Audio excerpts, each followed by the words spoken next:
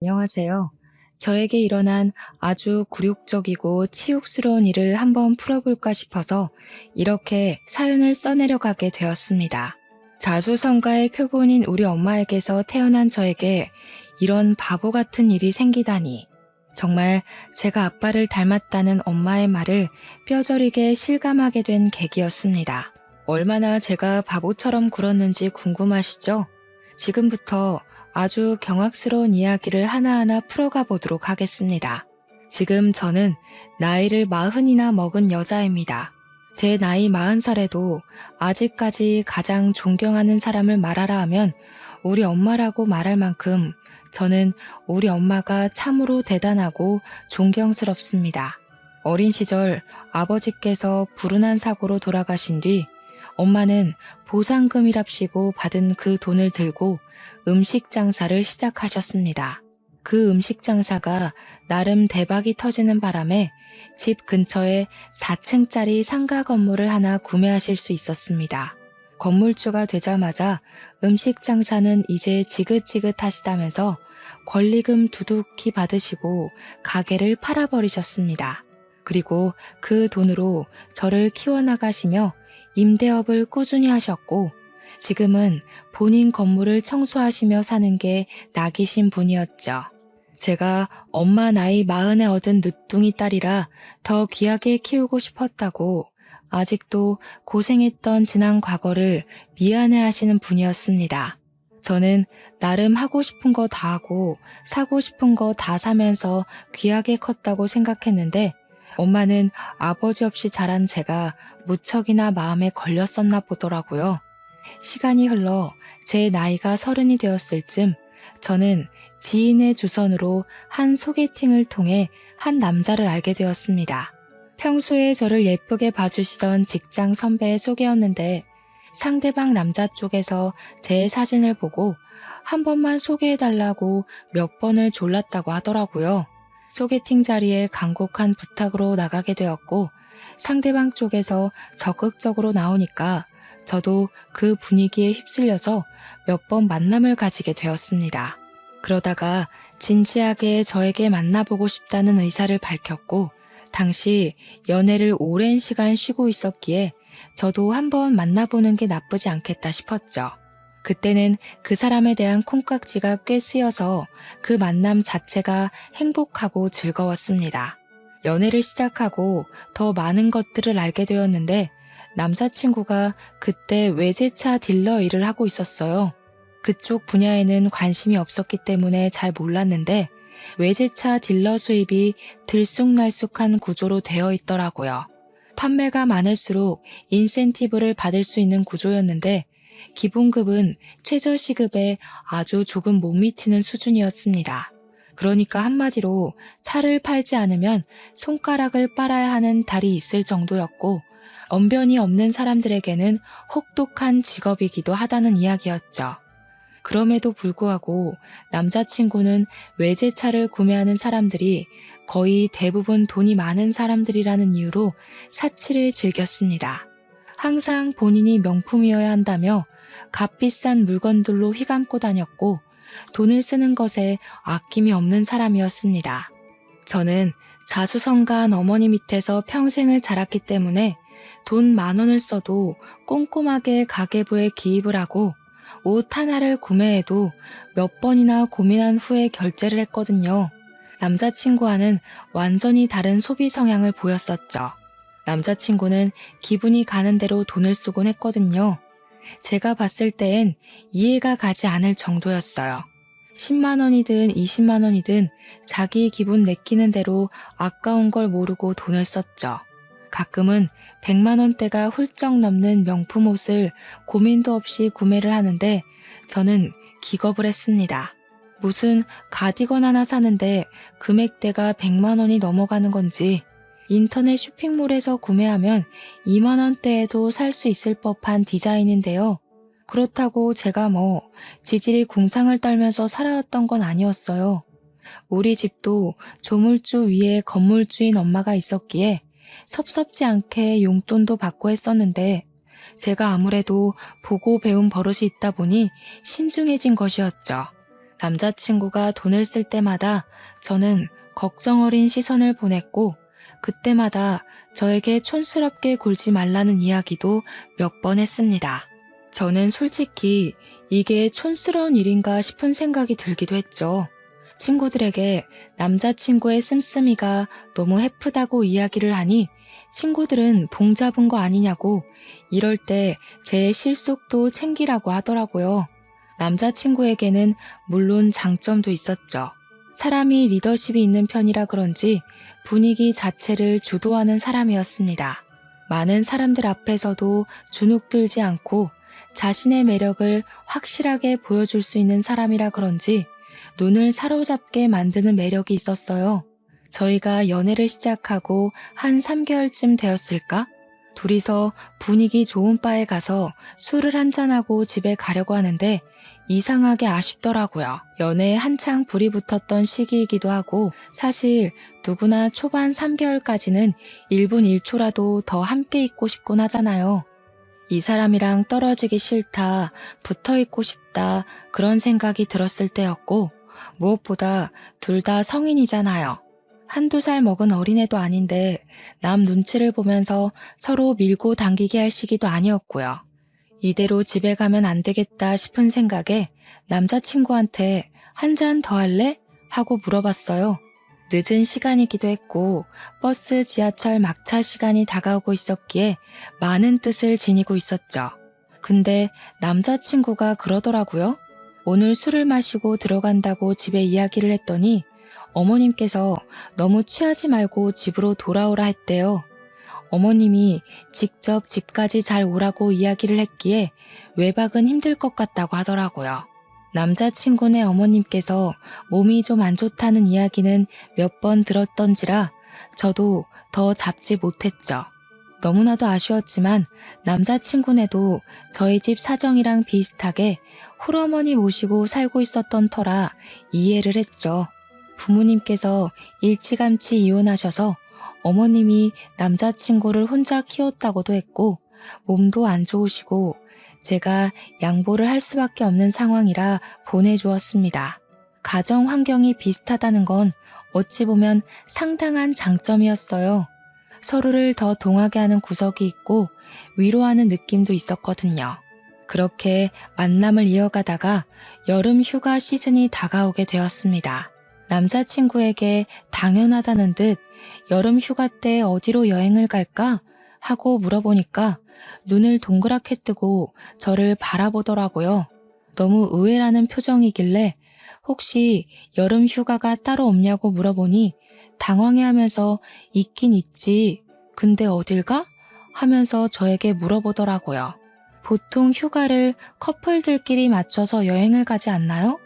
저는 당연히 남자친구와 함께 보낼 생각이었거든요. 사귀고 처음 맞이하는 여름 휴가인데 당연히 같이 시간 맞춰서 보내는 거 아니냐고 물어봤죠.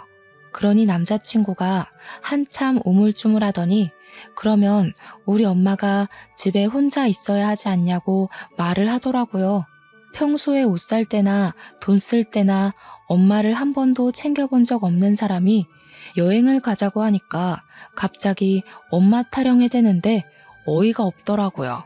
그래서 저도 딱 잘라 우리도 다 큰 성인이고 그 며칠 엄마랑 떨어져 있어도 아무 문제 없지 않냐고 했어요. 그러니 남자친구가 하는 말이 우리 엄마는 내 걱정에 밤잠도 못 이룰 사람이라고 하더라고요. 아들이 여행 가서 무슨 일이라도 생기지 않을까 하루 종일 걱정하고 기다릴 텐데 어떻게 엄마를 두고 여행을 가냐고요. 그래서 저도 지지 않고 우리 엄마도 하루 종일 혼자 있는데 우리 엄마도 나 기다리긴 한다고. 근데 여행 가는 것까진 터치하지 않는다고 했어요. 남자친구가 저한테 너랑 상황이 같냐면서 우리 엄마는 몸도 좀 안 좋으시잖아 하더라고요. 그것뿐만이 아니었습니다. 술 먹다가도 휴대폰 한번 쓱 보고는 엄마가 집에 오라고 했다면서 가고 주말에도 엄마가 오늘은 나가지 말라고 해서 집에 있으려고 하면서 약속 파투 내고요.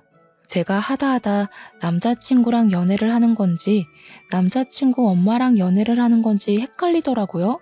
그래서 말했죠. 너 마마보이냐고. 왜 이렇게 말끝마다 엄마 엄마 거리냐고. 진짜 우리 여름 휴가 때 여행 안 갈 거냐고요. 그러니 남자친구가 저한테 마마보이라고 했냐면서 화를 쓱 내더라고요. 자기 엄마가 아파서 걱정이 되어서 못 가겠다고 한 건데 어떻게 말을 그렇게 할 수 있냐고요. 여름 휴가 가고 싶으면 가자고. 근데 자기 엄마도 같이 가자고 하는 게 아니겠습니까? 어이가 없어서 너처럼 말끝마다 엄마 엄마 하는 게 바로 마마보이라고 했어요. 그러니까 자기는 그냥 효자일 뿐이라면서 저한테 강요하는 거 하나도 없지 않냐고. 내가 내 스스로 챙기겠다는데 왜 하면서 말을 하는데 꽤나 논리적이더라고요. 남자친구가 알아서 다 스스로 챙기고 했지. 언제 저한테 자기 엄마한테 전화 한 통 해라. 좀 찾아뵙고 살갑게 굴어라. 집안일 좀 도와달라 한 적 있냐고요. 그때는 제가 콩깍지에 완전히 쓰였을 때라 남자친구가 하는 말이 다 맞는 것 같다는 생각을 하면서 넘어갔죠.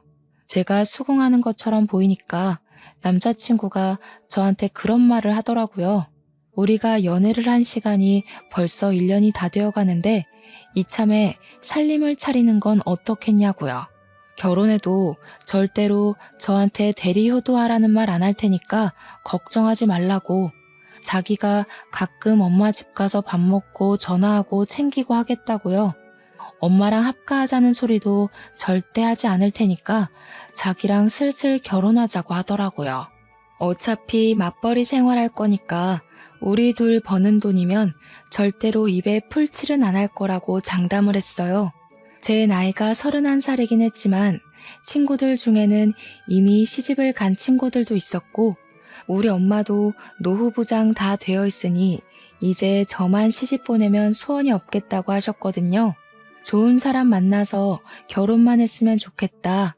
노래처럼 매일 타령을 하셔서 저도 모르게 결혼을 할까 하는 생각을 했습니다. 솔직히 31살에 언제 또 새로운 사람 찾아서 만나고 연애하고 결혼하고 하겠습니까? 시간이 허락하지 않을 거란 생각이 들었죠.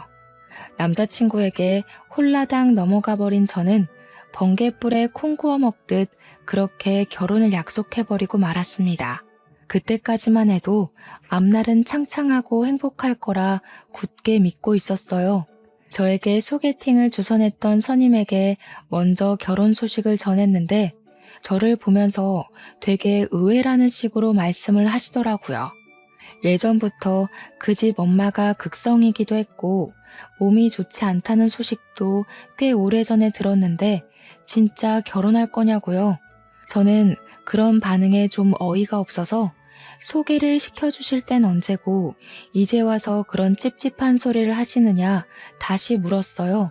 그러니까 선임이 하는 말이 상대방 쪽에서 귀찮게 졸라대서 소개를 시켜준 거라고 하시더라고요.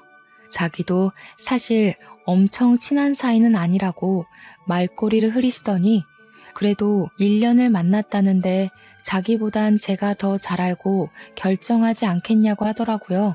그냥 축하한다고 말부터 할 걸 하시는데 저도 기분이 좀 상하긴 했지만 고맙습니다 하고 말았습니다. 우리 엄마는 제가 결혼을 하겠다고 하니까 신이 잔뜩 나서 예비 사위가 집에 놀러 오면 씨암탉이라도 잡아야겠다고 오래간만에 음식 솜씨 제대로 보여주시겠다고 성화였습니다.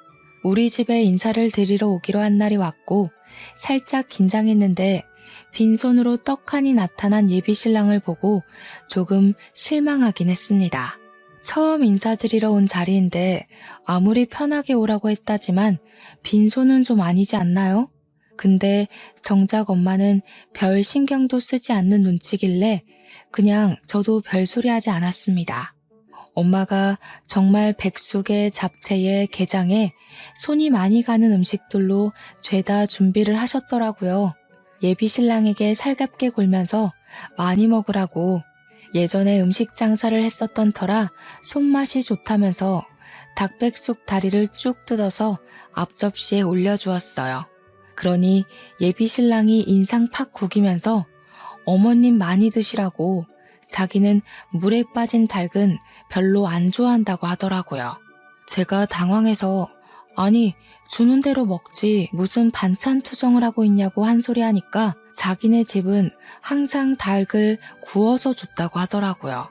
그래서 통닭을 더 좋아한다면서 물에 빠진 닭은 무슨 맛으로 먹어요? 하고 앞접시를 쓱 밀대요.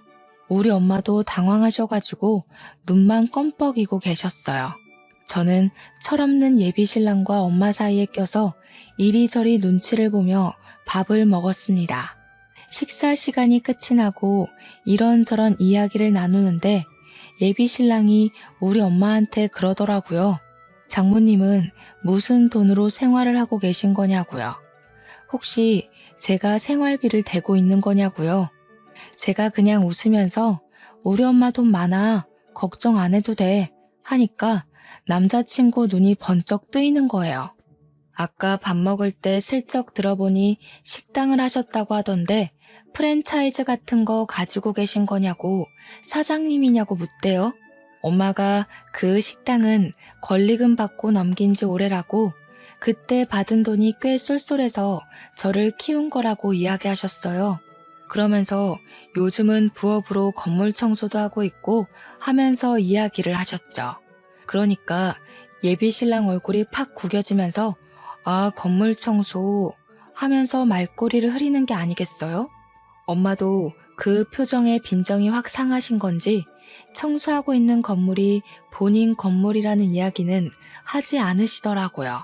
어영부영 자리가 끝이 나고 예비 신랑이 집으로 돌아가고 난 뒤에 엄마가 저를 확 째려보시더라고요. 저한테 남자 보는 눈이 발끝에 달린 것 같다고 허우대 멀쩡하고 외관만 번쩍번쩍하면 뭐하냐고 속이 시커멓다고 하셨어요. 저도 그냥 딴청 부리면서 평소에 저런 사람이 아닌데 오늘은 긴장을 해서 말이 헛나온 것 같다고 필사의 별명을 했죠. 그러니 그제야 처갓집 방문하면서 빈손으로 오는 애는 처음 본다고 저한테 아주 헛똑똑이라고 하시더라고요. 그 뒤에 저도 예비 신랑의 집에 인사를 드리러 가게 되었고 처음으로 시모가 될 사람을 만났습니다. 저를 보자마자 아가씨가 우리 아들이랑 연애한다는 아가씨구나 하시면서 결혼하고 싶다고 하고 물어보시더라고요. 제 손을 잡으면서 우리 아들이 내 손에서 오냐오냐 자라서 맞춰줄 게 한두 가지가 아닐 텐데 고생하겠네 하시는데 첫인상이 너무 좋으셨어요. 이런저런 이야기를 하다가 문득 그런 생각이 들더라고요. 분명 몸이 몇 년 전부터 안 좋으시다고 했는데 아픈 기색이 아무리 봐도 전혀 보이질 않더라고요. 식사 자리에서 밥도 고봉밥으로 퍼서 쩝쩝 소리를 내시며 정말 입안 가득 채워 드셨거든요. 저도 궁금하긴 했던 터라 어머님 이 말로는 몸이 많이 안 좋으시다고 하던데 어디가 아프신 거냐고 물어보았죠. 갑자기 밥 먹다 말고 저를 확 치켜뜬 눈으로 보시더니 왜? 내가 어디 아프면 갖다 버리려고? 하시는 거예요. 지금이 무슨 고려장 시대도 아니고 제가 갖다 버리긴 어디다 갖다 버리겠습니까? 저도 너무 놀라서 아니라고 도와야 할 일이 있을까 싶어서 미리 여쭈어 보는 거라고 했죠. 그러니까 저한테 내가 애 아빠랑 옛날에 이혼했다는 이야기는 들었지? 하면서 물어보셨습니다. 이혼하셨다는 사실만 알고 있다고 하니까 갑자기 눈물을 슬쩍 훔치시더라고요. 자기가 예비 신랑 키우느라 안 해본 일이 없다고. 그러니 이 나이 먹고 관절 하나하나가 쑤시고 아프다고 매일같이 정형외과에 가서 물리치료를 받고 한의원에 가서 침을 맞고 하신다는 거예요. 근데 저희 엄마는 나이 40에 저를 낳으셨잖아요. 시모는 남편을 일찍 낳으셨더라고요. 그러니까 우리 엄마랑 시모의 나이 차이가 10살이나 납니다. 식당 일에 건물 청소를 하고 있는 우리 엄마도 관절이 아프다고 해도 그렇게 매일매일 병원을 다니시진 않거든요. 시모는 뭐 공사장에서 구르기라도 한 건지 아프다는 게 관절염이었던 거죠. 관절염이 뭐 가벼운 병이라는 건 아니지만 그것 때문에 예비 신랑이 저랑 여행도 못 간다고 한 거라 생각하니 이게 은근히 배신감과 서운함이 어우러져서 기분이 좋진 않더라고요. 결혼 준비를 본격적으로 시작한 뒤에는 정말 가관이었습니다. 제가 드레스를 고르는데 시모가 쫓아와서는 그 드레스 너무 파인 것 아니냐고, 저 드레스는 촌스럽다, 얘 그건 뱃살 보인다 하면서 하나하나 참견을 하시더라고요. 아니, 관절염 때문에 아파서 움직이는 것도 힘들다고 하셨던 분이 무슨 힘이 그리 넘치는지 모르겠더라고요. 드레스숍을 3군데 도는 내내 같이 걸어다니고 참견하고 잔소리하고 정말 제 귀에서 피가 나오는 줄 알았습니다. 제가 나중에는 지쳐서 대답도 성의 없이 내만 반복하고 있는데 예비신랑은 그 꼴을 보면서 시모를 보고는 아주 흐뭇하게 웃더군요. 우리 엄마 오늘 기운이 넘치네. 다리 안 아파? 너무 보기 좋다. 이러면서요. 순간 이 결혼 정말 해도 되는 거 맞나 고민을 하고 있었는데 이제 와서 물으기에는 계약금 걸어둔 것도 많았고 돈이 원수였죠. 거기다가 이 사람이 아니면 내가 누구랑 결혼을 할 수 있겠나 하는 생각도 들었고요. 저 참 바보 같았죠. 근데 누구라도 저와 같은 상황 속에 떠넘겨진다면 같은 고민을 하셨을 거라 생각합니다. 주위에서는 원래 결혼 전은 우울한 거라며 누구나 겪는 현상이라고 치부하더라고요. 저도 자꾸 주위에서 별일 아니다, 다 괜찮아진다고 이야기들 하니까 그냥 그런가 보다 하고 넘어가게 되었죠. 혼자 한복을 맞추러 가게 되었을 때 작은 소란이 일어나기도 했습니다. 원래 신부 쪽 한복은 분홍색 계열로 신랑 쪽 한복은 푸른색 계열로 맞추잖아요. 시모는 자기가 파란색 말고 굳이 분홍색을 하고 싶다고 난리를 피우셨어요. 자기 얼굴에 파란색이 잘 안 받는다고 하시면서요. 오죽하면 한복집 직원이 보통 그렇게는 잘 안 한다고 하면서 신랑 쪽은 푸른색을 입으셔야죠 하면서 말렸거든요. 그러니 시모가 삿대질을 직원한테 하면서 내 돈 주고 내가 입고 싶은 거 고르겠다는데 왜 참견하냐고 소리를 지르더라고요. 첫 만남에 인상 좋고 선하게 굴었던 모습과는 전혀 다른 모습이었어요. 나중에는 무슨 중전마마가 입을 법한 한복 같은 걸 가져와서는 이걸 입어보고 싶다고 떡하니 내밀더라고요. 한복집에서 이거는 신부님들이 입는 한복이라며 혼주 한복 아니라고 말리더라고요. 보다 못한 예비신랑이 시모한테 그러지 마시고 그냥 구색 맞춰서 입자고 하니까 그제야 시키는 대로 입으시더라고요. 물론 계속 파란색이랑 나랑 잘 안 받는데 나 이거 입으면 얼굴색이 확 죽어버리는데 하면서 구시렁거렸고요. 저랑 엄마는 그 꼴을 지켜보면서 와 진짜 기가 빨린다 하고 있었는데 엄마가 슬쩍 옆구리를 찌르시더라고요. 너 이 결혼 진짜 할 거야? 하면서요. 솔직히 그 소리도 너무 듣기 싫고 나중에는 귀를 닫고 무시해버렸죠. 아직도 엄마한텐 그 일이 큰 죄를 지은 기분이라 참 죄송합니다. 아무튼 혼인신고도 신혼부부 대출 때문에 미리 하고 결혼식도 잘 마치고 대출이 반 이상인 신혼집에 들어가게 되었습니다. 가전이나 가구들도 싹 들어오니까 집이 정말 사람 사는 집 같고 좋더라고요. 이제 행복한 신혼생활만 남은 건가 하며 하루하루를 즐겁게 보냈습니다. 같이 장을 보고 음식을 만들고 청소도 분담해서 하고요. 그렇게 한 3개월쯤 지났을까 어느 날 시모에게서 뜬금없이 저에게 전화가 왔습니다. 저랑 남편이 맞벌이 부부다 보니까 사실 밥은 저녁 한 끼만 집에서 같이 먹었거든요. 아침은 원래 둘 다 안 먹는 편이고 아침을 먹으면 속이 부대끼는 느낌을 받아서 합의하에 저녁 시간만 같이 준비해서 먹기로 했죠. 그런데 시모가 저한테 우리 아들 아침밥을 안 차려준다며 하시는 거예요. 그래서 저도 지지 않고 말했죠. 애초에 서로 합의하고 먹지 않기로 약속을 했다. 그이도 아침 먹으면 하루 종일 배가 아파서 일하는데 지장이 있다고 하더라 하면서요. 그러니까 저한테 생각이 없다면서 배가 아프지 않게 죽 같은 걸 써서 준다거나 부드러운 음식으로 차려줘야 하는 거 아니네요. 아니, 저랑 남편이랑 서로 합의하에 정한 이야기를 왜 이제 와서 들쑤시는지 이해가 가지 않았습니다. 저도 딱 잘라서 말을 했죠. 남편이랑 이미 결혼 전부터 다 합의를 본 상황이고 아침 안 먹는 생활을 지금 3개월째 하고 있다고요. 그동안 아무런 문제도 없었고 앞으로도 그럴 거니까 이 부분은 신경 쓰지 마셔라. 그이랑 저랑 둘 다 알아서 잘하고 있다고 했습니다. 그러니 시모가 할 말이 없는지 끙끙거리는 소리만 내더라고요. 아마 잔소리하고 싶었는데 제가 너무 강력하게 말하니까 할 말이 없어서 화를 사귀는 것 같은 소리였어요. 전화를 끊으려고 하는데 대뜸 그러시더라고요.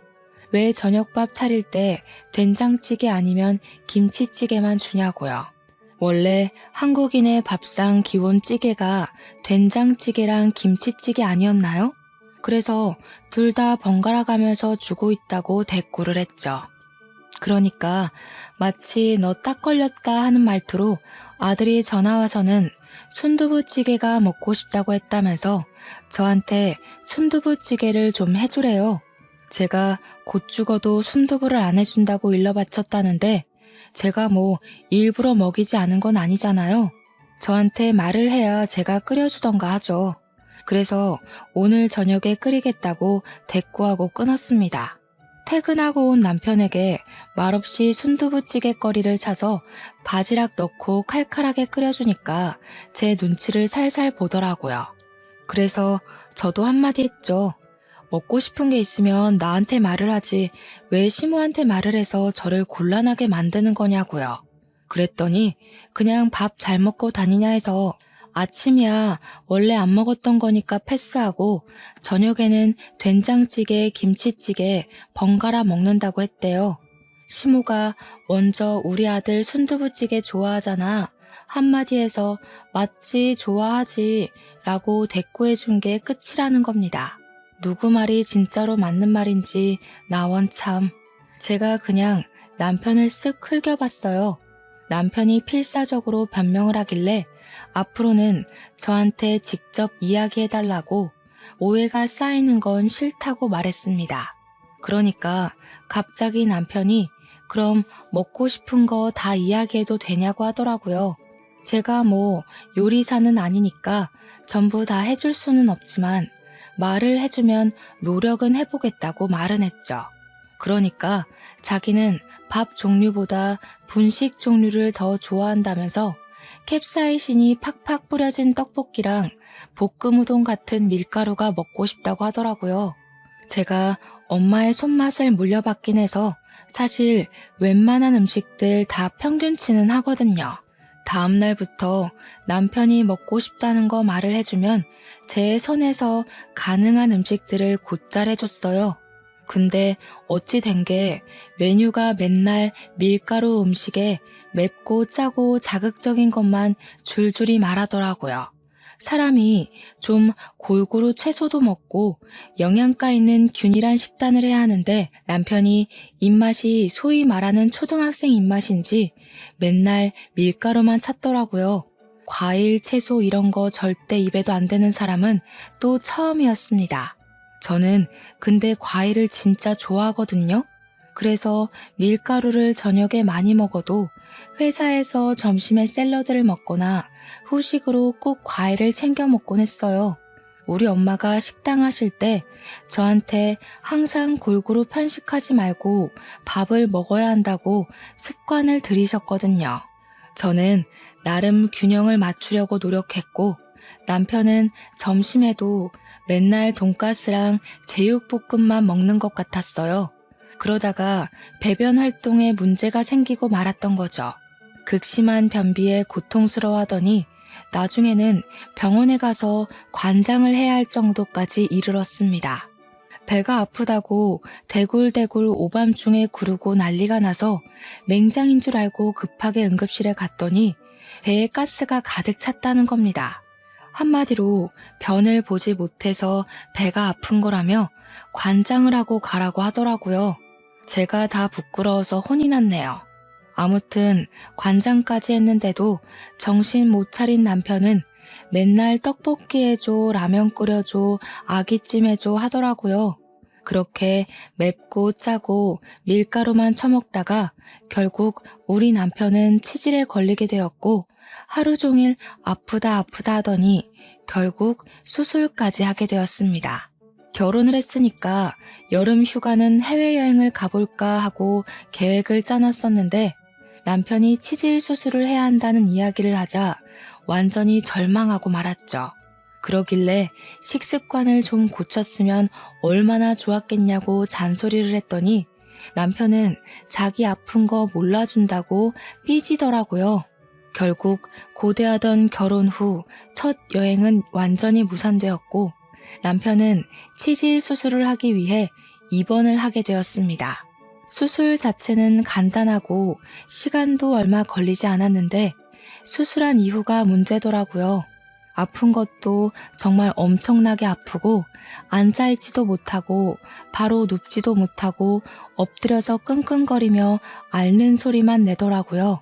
아무래도 수술이 잘못된 것 같다고 이렇게 아플 수 있냐고 예민해져가지고 하루 종일 삐지고 화내고 진짜 어린아이도 이렇게 징징거리진 않겠구나 하는 생각이 들 정도였습니다. 그 와중에 우리 시모는 입원실에 찾아와서 우리 아들 괜찮냐고 저렇게 아파하는데 진통제 하나 안 놔주냐고 발만 동동 구르더라고요. 결국에는 저한테 도대체 뭘 먹었길래 생전 없던 치질이 생겨서 저 고생을 하게 만드냐고 화를 내는 겁니다. 남편이 먹고 싶다는 거 다 챙겨줬을 뿐이라고 같이 먹은 저는 멀쩡한데 뭐가 문제냐고 했죠. 아무래도 어머님이 좀 하자 있는 아들을 낳으신 게 아닐까요? 하면서 일부러 과장되게 웃었습니다. 막말로 시모의 아들 식습관이 이상해서 생긴 병인데 제 탓을 하니 제가 짜증이 나지 않겠어요? 그렇게 한 3일을 입원해 있었어요. 근데 수술은 했어도 화장실은 꼭 가야 한다고 하더라고요. 남편이 배가 아프다고 화장실을 갔는데 수술을 하고 처음으로 변을 본 것이었거든요. 뒤처리를 하려니 무섭고 아프고 힘들었나 봐요. 저는 출근을 해서 없었고 병실을 지키고 있던 시모한테 계속 징징거렸던 거죠. 퇴근하고 병원에 찾아가니 시모가 저한테 그러더라고요. 우리 아들이 치질 수술해서 뒤처리가 힘들다고 하니까 네가 좀 도와줘라. 제가 너무 놀라서 네? 하고 물어보았죠. 배를 수술한 것도 아니고 팔을 수술한 것도 아닌데 용변 처리를 저보고 하라고 하니까 제가 황당하죠. 싫다고 고개를 절레절레 저었더니 지금 네 남편 더럽다고 피하는 거냐고 버럭 하시대요. 네, 더럽죠. 남의 변이 더럽지 그럼 깨끗해요? 그렇게 좋으시면 어머님이 직접 하세요. 제가 딱 잘라 거절을 하니까 민망한 건지 괘씸한 건지 수치스러운 것도 모르고 그걸 시모한테 시킨다고 버럭버럭. 아니 자기가 낳은 아들인데 저보다 시모가 하는 게 맞지 않겠냐고 했더니 노려보시대요. 제가 시모한테 수치스러운 건 어머님이 아니고 남편일 거라고 그거 하나 제대로 못하는 머저리로 만드시는 거냐고 했죠. 남편이 퇴원을 하고 저희는 다시 일상으로 돌아가게 되었습니다. 남편은 수술을 하느라 여름 휴가를 다 쓰게 되었는데 저는 여름 휴가를 쓰지 않았으니 남아 있었거든요. 그래서 엄마를 모시고 일본 여행을 가기로 약속을 잡았는데 남편이 대뜸 우리 엄마는? 하더라고요. 저도 아무렇지 않게 우리 엄마랑 여행 가는데 시모는 왜 물어보냐고 모르쇠로 일관했더니 입을 삐죽이더라고요. 제가 웃으면서 시모는 네가 모시고 가야지. 나한테 대리효도 안 시킨다며? 나랑 엄마랑 놀러 가는데 시모를 왜 끼워 넣어? 했어요. 결혼 전에 저한테 약속했던 사실이 있었으니 자기도 대놓고 시모 모시고 가라고 강요도 못하고 제가 시모도 같이 가자고 해볼까? 하고 말해주기를 기다렸던 모양이더라고요. 제가 정신 나갔나요? 시모를 모시고 가게. 끝까지 제 입에서 시모한테 물어보겠다는 말이 나오지 않으니까 우리 엄마 일본 못 가봤는데 불쌍하다 하더라고요. 그래서 시모 일본 안 가보셨으면 당신이 겨울에 어머님 모시고 일본 가면 되겠네 했죠. 그러니까 눈 동그랗게 뜨고 그럼 너는? 하길래 나는 우리 엄마 모시고 동남아 갔다 오면 되지 했어요. 저한테 어쩜 말 한마디를 지지 않고 계산적으로 구냐고 따지더라고요. 제가 이렇게 계산적으로 굴게 된 것에 파랄이 누구 탓인데 그런 소리를 하는지 저는 친정엄마랑 결국 일본 여행을 떠났고 즐겁게 여름 휴가를 보내고 와서 선물 사온 걸 남편과 시모에게도 나눠드렸습니다. 근데 시모가 저를 보자마자 일본 여행 재미있었냐고 네 남편이랑 나 두고 가니까 즐겁지? 하면서 비꼬더라고요. 그래서 제가 웃으면서 이이가 겨울에 어머님만 모시고 일본 간다고 하더라고요. 두 분이 즐겁게 데이트하고 오셔요 했죠. 그러니 시모 표정이 밝아지면서 진짜냐고 너무 좋다고 하는데 남편만 똥 씹은 얼굴로 저를 보더라고요. 자기가 챙겨서 가기는 싫었는지 그런 소리를 왜 벌써부터 하냐고 핀잔을 주는데 고소했습니다. 생각해보면 시모만 모시고 어디 갈 생각이 있었다면 결혼 전에도 여행 다니고 했겠죠. 그러더니 시모가 갑자기 저한테 왜 말도 없이 일본에 갔냐고 하더라고요. 그래서 제가 어머님께 보고하고 가야 해요? 했죠. 아니, 우리 아들이 종이에 손 베었다고 야단법석을 떨길래 너한테 약 발라달라고 하라니까 네가 일본 가고 없다는 거야. 내가 얼마나 속상하던지. 그거 덧나면 생살 알아서 엄청 아픈 거 알잖니? 저는 제가 뭔가 잘못 들은 건가 싶었습니다. 종이에 손가락 한 번 안 베어본 사람이 있나요? 지금 저한테 약 발라줘야지 어디 일본을 놀러 가고 앉았냐고 한 소리 한 거잖아요. 저처럼 사무직 하는 애들은 허구한 날 서류 만지다가 베이는데 그럼 직장에 남편 불러서 손을 치료해달라고 해야 되냐고 따지니까 시모가 그러더라고요. 저처럼 자주 베이는 애들은 내성이 생겨서 아픈 것도 모르지만 고운 우리 아들 손은 다르다고요. 와, 순간 제가 이런 꼴을 당하려고 결혼했나 싶더라고요. 욱하는 마음에 아이가 없을 때 이혼을 해야 하나 그런 생각까지 들었고요. 그렇게 1년이 넘는 결혼 생활을 하면서 꾸역꾸역 애틋한 모자의 사유를 방관하려 애쓰며 지냈어요. 제가 어느 정도 포기를 하고 나니까 마음이 편해지더라고요. 그러던 어느 날 시모가 다짜고짜 저한테 전화를 해서는 남편이 승진 명단에 분명 올라가 있었다고 했는데 이번에도 승진을 못했다고 하면서 짜증을 내는 거죠. 제가 알기로는 부장이 직접 입원 실적이 별로여서 누락된 거라고 다음에는 팀장급으로 승진을 시켜주겠다고 했다고 들었거든요. 제가 아무 소리도 안 하니까 시모가 제가 기도를 부족하게 해서 그런 거라며 당장 교회를 다니라고 하는 겁니다. 일요일에 늦잠 자기도 바쁜데 무슨 교회냐고 헌금 내봐야 다 목사님 자녀들 해외 유학시켜주는 거 아니냐고 했죠. 시모가 정신 나간 소리 하지 말라고 어디 신앙심을 그렇게 비하하냐 하길래 그래서 시모 교회 목사님 자녀들 다 유학 갔어요 안 갔어요? 하니까 아무 소리 못 하시대요. 더 어이가 없는 건 결혼 2년 차가 되었을 때였습니다. 저는 이미 자잘한 사건들로 인해서 남편과 시모에게 넌덜머리가 난 상태였고 우리 엄마에게도 이혼 이야기를 꺼낸 뒤였습니다. 엄마는 처음부터 별로였다고 지금이라도 애 없을 때 빨리 이혼하라고 성화였죠. 아직 나이가 34살이니까 좋은 사람 충분히 만날 수 있다고요. 한 번만 걸려봐라. 바로 이혼하자고 질러야지 하면서 하루하루를 버티고 있는 와중에 전세 계약이 끝이 나면서 이사를 나가게 되었어요. 그래서 부랴부랴 집을 알아보고 있는데 시모가 딱 그러더라고요. 너네 집 알아본다고 우리 아들 회사 월차까지 썼다며? 그런 날은 우리 아들 쉬어야 하는데 힘들어서 어쩌니? 아니, 저는 월차 안 냈나요? 저도 쉬는 날인데 저는 당연히 해야 하는 일이고 남편은 무조건 쉬어야만 하나요? 제가 너무 열이 받아서 한마디 하려고 숨을 들이켰는데 시모가 그러더라고요. 니네 2년이나 살았는데 애가 안 들어서는 거 어디 문제 있는 거 아니니? 내가 우리 아들한테 물어보니까 밤에 잘 때 힘들어 죽겠다고 하더라. 애 보양식은 먹이는 거니? 밤에 잠자리 할 때 네가 더 적극적으로 해가지고 아이를 빨리 가질 생각을 해야지. 내가 오늘 저녁에 특별히 아들 먹을 장어랑 야간문즙이랑 보낼 테니까 우리 아들 잘 좀 먹이고 너는 노력 좀 더 하고. 그 말을 듣는데 순간 꼭지가 돈다는 말이 어떤 말인지 알겠더라고요.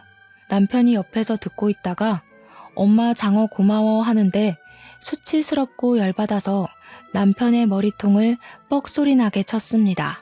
그러니까 남편이 악 하면서 소리를 지르는데 전화를 듣고 있던 시모가 아들 무슨 일이냐고 소란이더라고요. 남편이 놀래서 얘가 나 때렸어 하고 고자질을 하고 시모가 뭐가 어쩌고 어째 하면서 당장 부동산 앞으로 오겠다고 난리를 치더라고요. 저는 참지 않고 부동산 앞 길거리에서 소리를 고래고래 질렀습니다. 야, 이혼해. 내가 진짜 마마보이도 이런 마마보이 처음 봤다. 반찬 타령하고 우리 엄마 할 때만 해도 내가 그러려니 했는데 종이에 손 베었다고 약을 발라주라질 않나? 뭐? 잠자리를 적극적으로 해? 장난해 지금? 야, 우리 엄마가 뭐 어쨌다고. 그냥 할 말 다 하고 산 거지. 내 머리는 왜 때려? 너 이거 폭력이야. 가정폭력. 내가 너 신고할 거야. 그래, 신고 한번 잘 해봐라. 나도 너네 엄마 걸고 넘어질 거야. 내 휴대폰에 전화 녹음 자동으로 되는 거 알고 있지? 이혼 소송 준비나 해. 야, 중소기업 다니면서 그 월급으로 너네 엄마 건물 청소하면서 버는 돈까지 쓸어다가 변호사비 내려고? 남편이 비웃듯이 이야기를 하더라고요. 건물 청소. 우리 엄마가 오죽 사위 새끼가 마음에 차지 않았으면 그 건물이 자기 거라는 말도 안 했을까요? 제가 깔깔 웃으면서 대꾸해줬죠.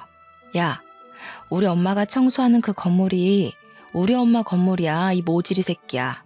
내가 엄마한테 생활비를 주는 것도 아닌데 그럼 우리 엄마가 건물 청소 그거 깔짝깔짝해서 차도 사고 골프도 치고 그러고 살겠냐? 바보 같은 게 계산기 하나 제대로 못 두들기면서. 그 건물이 장모님 거라고? 근데 왜 말 안 했어? 장모님 건물주였어? 누가 네 장모님이니? 너 이제 내 남편 자리에서 아웃이야 아웃. 나 너랑 이혼할 거라니까? 거기서 남편이랑 실랑이를 벌이고 있는데 진짜로 시모가 저 멀리서부터 야 이 죽이려나 하면서 달려오더라고요. 제가 손 쓸 시간도 없이 제 머리채를 잡고 흔들고 난리가 났죠.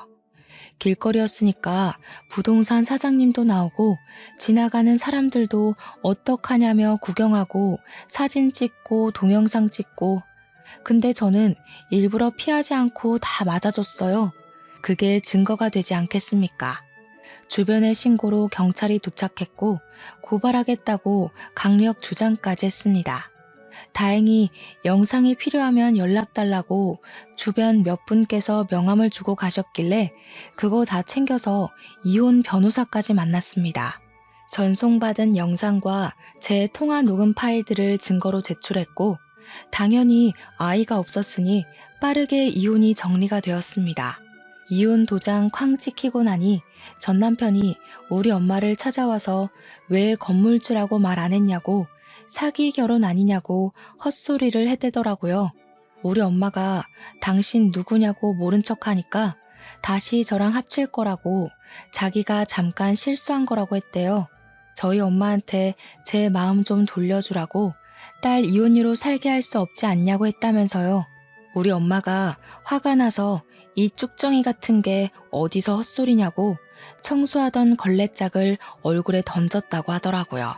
제 나이 35에 깔끔하게 시모 고소하고 이혼을 딱 했습니다. 엄마의 도움으로 징징거리며 미련 떨던 전 남편을 뒤로하고 2년 동안 해외에 나가서 아르바이트도 하고 여행도 하고 놀고 먹다가 한국에 들어왔죠. 38살에 엄마의 지인분 주선으로 선을 보았고 재혼까지 했고요. 얼마 전에는 뱃속에 새 생명을 잉태하게 되었습니다. 임신 7주가 되어 첫 심장 소리를 듣고 왔는데 눈물이 줄줄 나더라고요.